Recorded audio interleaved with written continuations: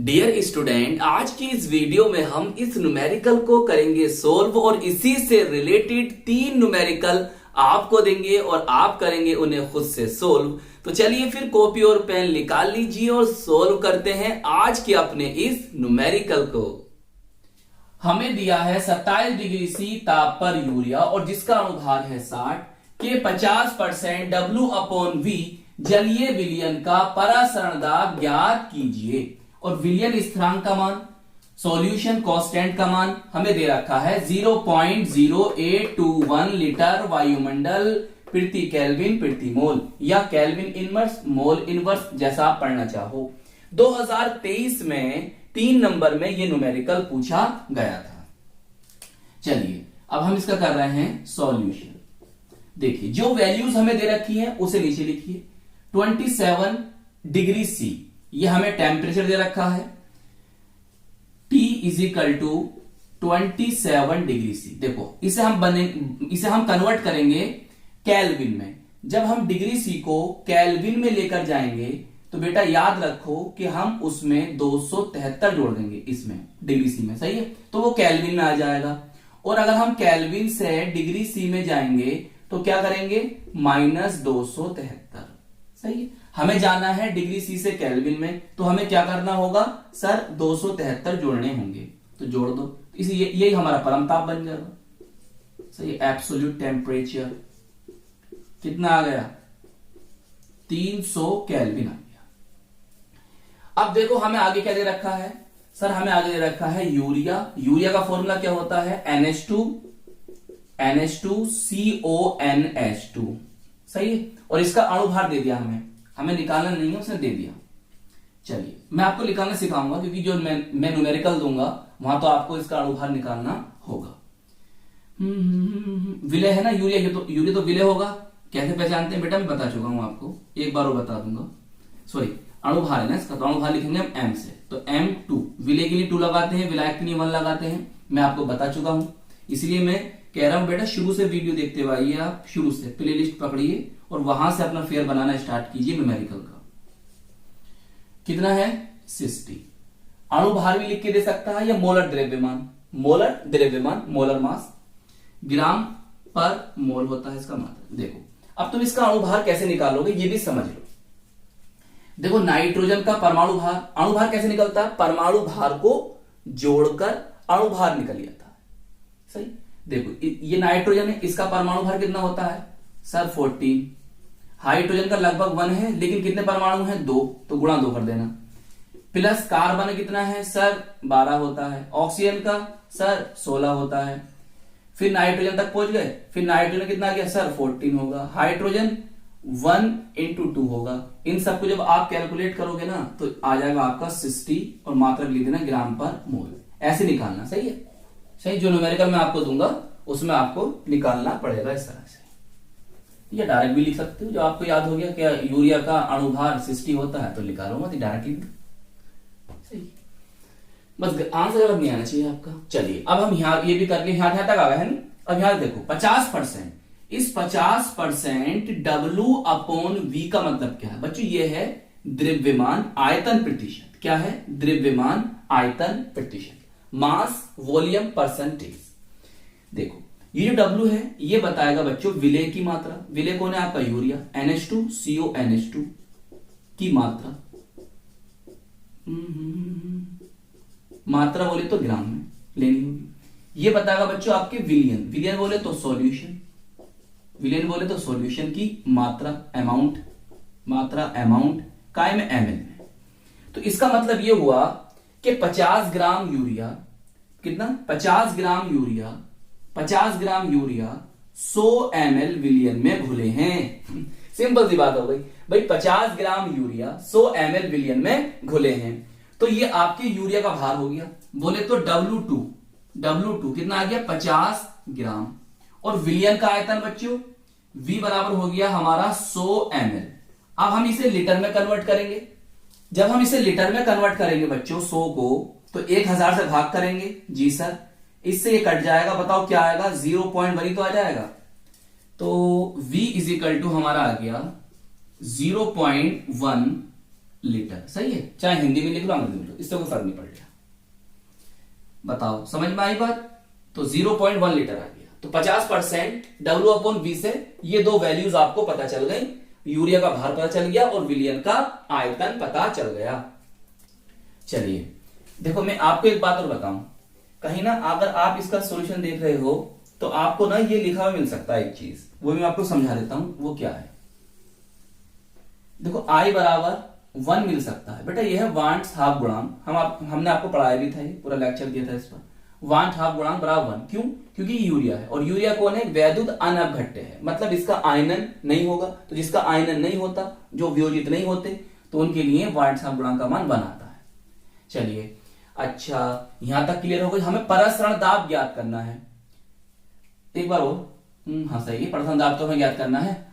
विलियन स्थिरांक का मान हमें दे रखा है, देखो इसने ये वाला मान दिया है। कभी कभी आपको दे सकता है 0.083, सही 0.083 दे सकता है, 0.082 दे सकता है, सही। तो जो दे वो लिख दो यहां पर, शॉर्ट में लिख रहा हूं। लीटर वायुमंडल को हम कहते हैं एटमॉस्फेयर प्रेशर पर केल्विन पर मोल, सही। ये आगे पीछे भी हो सकते हैं, कभी टेंशन ले लो। चलिए मात्रक जरूर लिखना, मेरा कहना मतलब ये मात्रक जरूर लिखना, यूनिट जरूर लिखना। अब क्या करना है? सिंपल सी बात है सर, परसरण दाब ज्ञात करना है। चलिए ब्लैक पेन निकालिए और फॉर्मूला लिखिए। देखो परसरण दाब की जगह, इसकी जगह देखो कहीं किताबों में ना एनसीईआरटी में खरी यही है, पाई की जगह ना पी मिल सकता है, ऐसे तुम्हें आर की जगह एस मिल सकता है। ओके, टेंशन नहीं लेने का, सही बात ये भी लगे, लेकिन एनसीईआरटी में तुम्हें यही मिलेगा, आर मिलेगा और पाई मिलेगा। परसरण दाब के लिए पाई और विलियन स्थिरांक के लिए आर। फॉर्मूला लगाओ, ब्लैक पेन उठाओ। फॉर्मूला बनेगा बच्चों आपका pi V is equal to N. अब एन क्या आ गया? अरे बताएंगे आपको, सही। यहां आई भी लिख सकते हैं ऐसे करके, तो आई का मान तो 1 ही है, तो आई लिखने की कोई जरूरत नहीं है। तो अब इससे थोड़ा फॉर्मूला आगे बढ़ा लो, ये ब्लैक पेन से लिख दिया, अब चाहे ब्लू पेन से लिख लो। पाई इज इक्वल टू, एक इतनी जल्दी मत करो, इतनी जल्दी मत करो भाई। ये क्या है? विलेय के मोलों की संख्या। तो विलेय के मोलों से कैसे निकलती है? विलेय का भार या विलेय का द्रव्यमान बटे विलेय का अणुभार या विलेय का मोलर द्रव्यमान। तो मैं n की जगह W2/m2 लिख सकता हूं जी। आई रैन तो मत लिखो, इसका मान तो 1 ही रहेगा ना।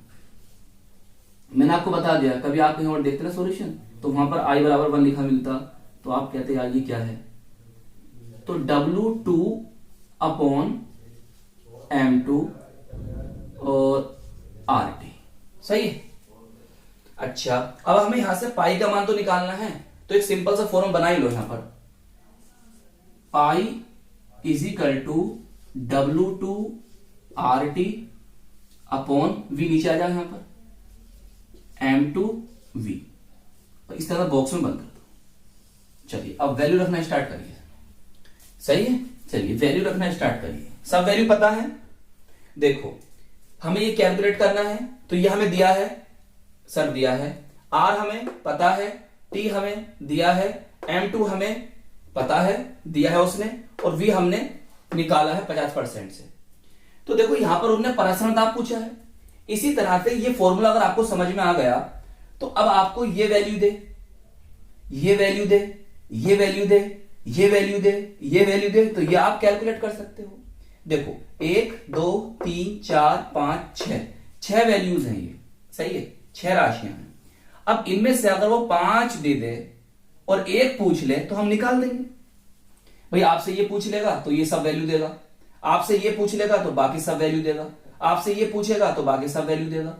तो कहने का मतलब मेरा ये है कि आप फॉर्मूला अच्छी तरह से याद करो और समझो कि यहां तो हम परसरण दाब निकाल रहे हैं। हो सकता है इन फ्यूचर वो हमसे मोलर द्रव्यमान पूछ ले, हो सकता है वो हमसे भार पूछ ले, हो सकता है हमसे वो टेम्परेचर पूछ ले, हो सकता है हमसे वो आयतन पूछ ले। समझ रहे हो? तो इस तरह से एक न्यूमेरिकल करो तो बेटा जो फॉर्मूला उसमें लग रहा है ना, उसे अच्छी तरह से समझ लो कि यहां से और भी न्यूमेरिकल्स उठ सकते हैं, तो हम उन्हें कैसा सोल्व करेंगे। बेटा आप नीचे नीचे लिखना।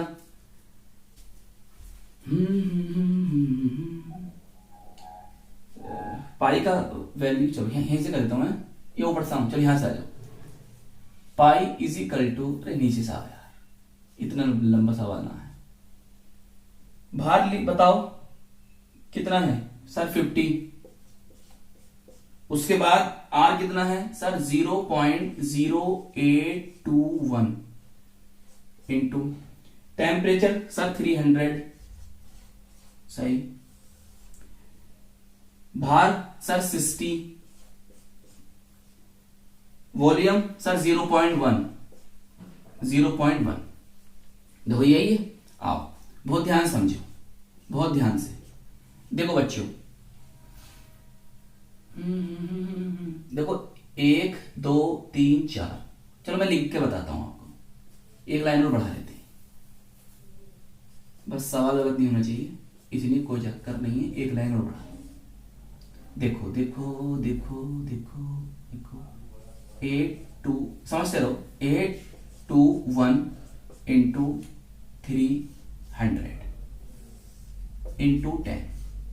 मैंने क्या करा देखो सुनो, इस पॉइंट को हटाऊंगा, 1 2 3 4 गुणा करके 1 लगाकर 4 0 बढ़ा दूंगा, सही। तो ये पॉइंट क्या हो गया, हट गया। इसी तरह से मैंने इस पॉइंट को हटाया तो ऊपर क्या करा, 1 लिखा और 0 लगा दिया, मतलब 10 हो गया। तो यहां क्या बचा, 1 बचा। इससे क्या फायदा होगा, इससे ये फायदा होगा कि आप क्या करिए, 2 0 से ये 2 0 काट दीजिए, इससे इसे काट दीजिए और इसे इससे काट दीजिए। बचा हमारे पास क्या, बचा हमारे पास यहां पर 60, यहां 5 और यहां 821 और यहां पर बचा 3। तो देखो 3 दूनी 6, कितना आ गया सर 5 आ गया, वो 20 आ गया भाई, 3 दूनी 6 हो गया ना, तो 20 आ गया। देखो 5 चौक 20, 5 चौक 20 हो गया। तो बचा क्या हमारे पास, हमारे पास बचा sir pi is equal to 81 221, sorry यार क्या निकल लिया मुझे आज, अपॉन 4। बताइए इतनी बात समझ में आ गई। अब आप इसे भाग दे दो तो कितनी बार जाएगा, उसे देखो कितनी बार जाएगा। तो आपका आ जाएगा बच्चों 205.25 क्या में चला है ये भार, 8 से एटमोस्फियर में है, तो वायुमंडल लिख दो या फिर ये लिख दो ATM। तो लीजिए इस न्यूमेरिकल का आंसर ये होगा। बताइए समझ में आ गई बात। चलिए अब ये 3 न्यूमेरिकल हैं, आप खुद से सोल्व करेंगे, इसी की तरह होंगे बिल्कुल सेम। तो 2023 में 3 नंबर में पूछा गया ये न्यूमेरिकल। आई होप आपकी अच्छी तरह से समझ में आ गया होगा। अपना ख्याल रखिएगा, खूब मेहनत से पढ़ाई करते रहिएगा। हम मिलेंगे आपको इसकी नेक्स्ट वीडियो में। जय हिंद, जय भारत।